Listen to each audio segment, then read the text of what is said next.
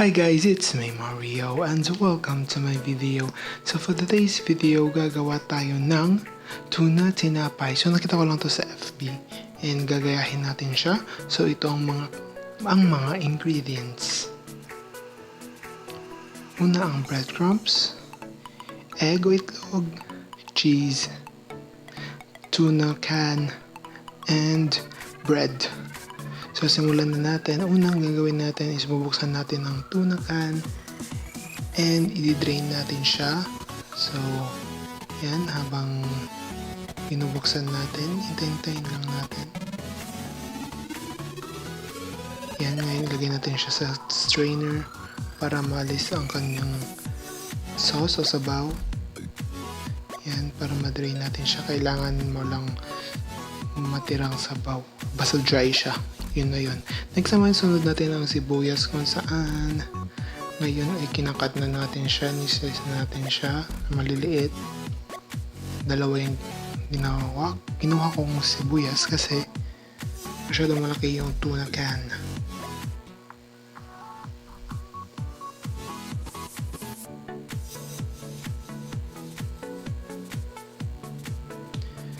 Yan, so habang naghihintay kayo,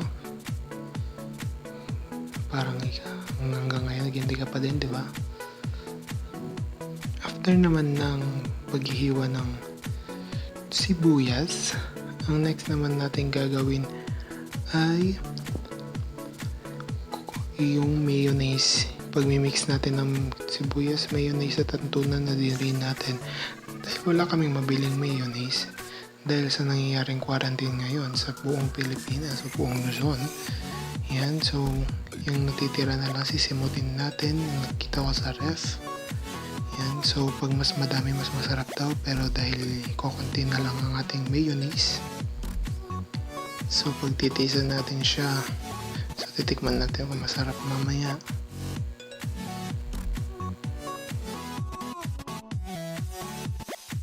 Tapos natin ilagay yung mayonnaise, saka natin paghalo-haloin sila, mix it well.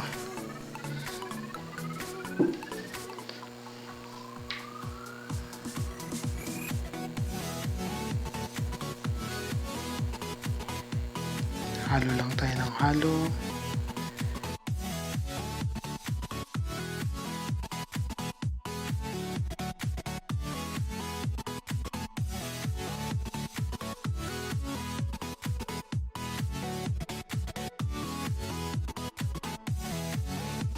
Yan, pag nahalo ng mabuti, yan, next na natin ang mga tinapay.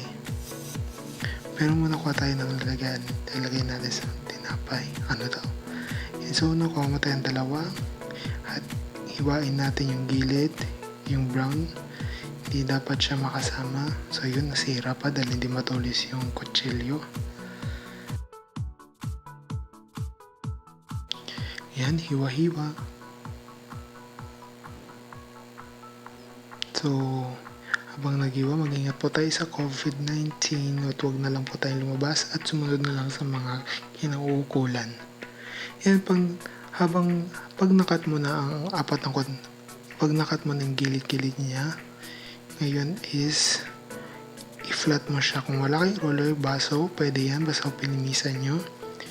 Yan, so yan, habang fina-flattened, yan, nakita nyo yun, nagluluto sila ng pansit. So yan, kuha tayo ng dalawa ulit.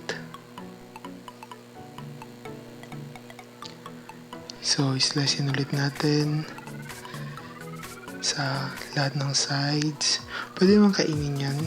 Ginawa ko yun dyan sa mga na-squeeze, pinakain ko sa mga aso ko. So yun, at least busog pa natin yung mga aso natin, hindi na sayang.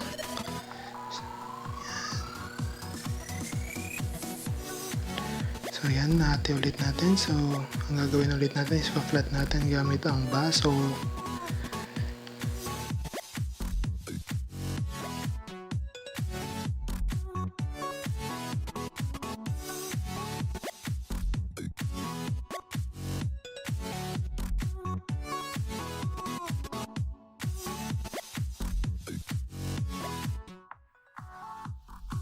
Ayan, kinuha ko na yung cheese dahil maglalagay na tayo sa na-flat nating na tinapay. So, hindi ko lang buksan yan. Hinahirapan ako. Tagal-tagal. Hindi po kasi ako chef. Hindi ako cooker. Cookerist. So, yan. Slice natin. Iwain natin ng maliliit. Yan, tipid-tipid tayo kasi parang mahaba-haba tong quarantine days natin. Kaya, litan natin magtipid. Yan, kuha ka ng napaghalo mo sibuyas and tuna. Yan. So, pag natupi mo, may nakulang, kunin mo naman ang itlog.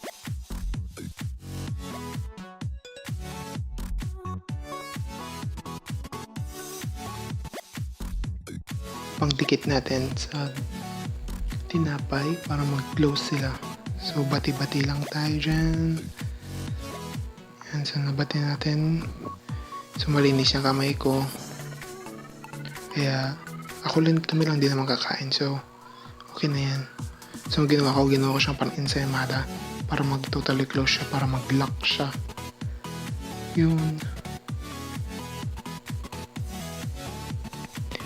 Yan, so, gagawin natin yung 4.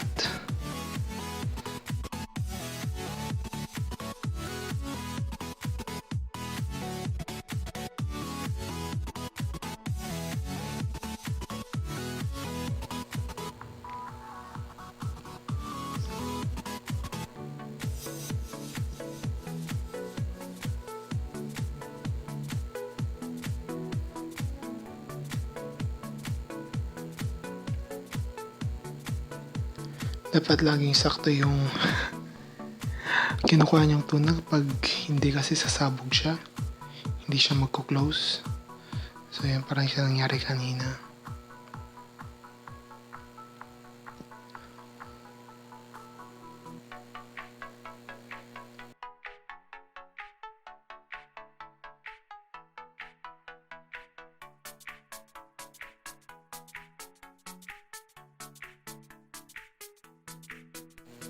Yan, last one na tayo. Nakulangan tayo ng cheese kaya kung nag-slice tayo konti ulit. And yan, tatakpan na natin siya. Last one, at saka na natin lalagyan ng breadcrumbs. Yung natirang egg, yun yung pang-dip natin sa 4 na nagawa natin para dumikit ang mga breadcrumbs. So, let's go!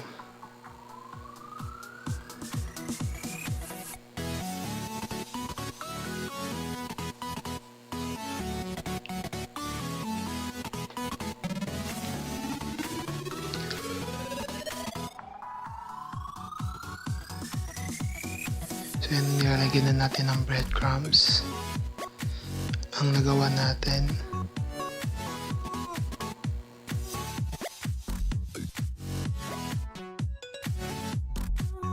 Nilalagyan ko na ng breadcrumbs din.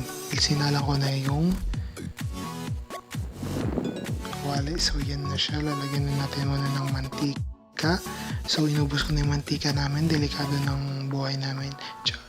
So, delikado na, ubos yung mantika. Yan. So, habang painitin natin ng ilang minutes, saka natin isasalang. Yan, dapat naka-low heat lang siya. Hindi tulad ng ginawa ko na naka-high heat.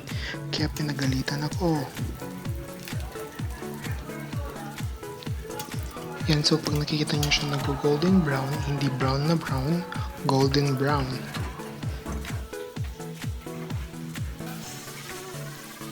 Yan, pag nakita nyo siyang golden brown, pabaliktad na natin siya.